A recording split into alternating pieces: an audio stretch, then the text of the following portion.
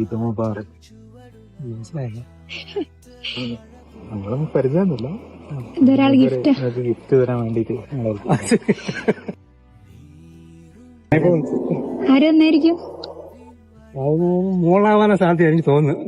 വേറെ ആരുമില്ലേ? പിന്നെ ഇവിടെ മോളെ ഭർത്താവുണ്ട്. മോളെ വകയാണ്. വകയാണ്. അതെ.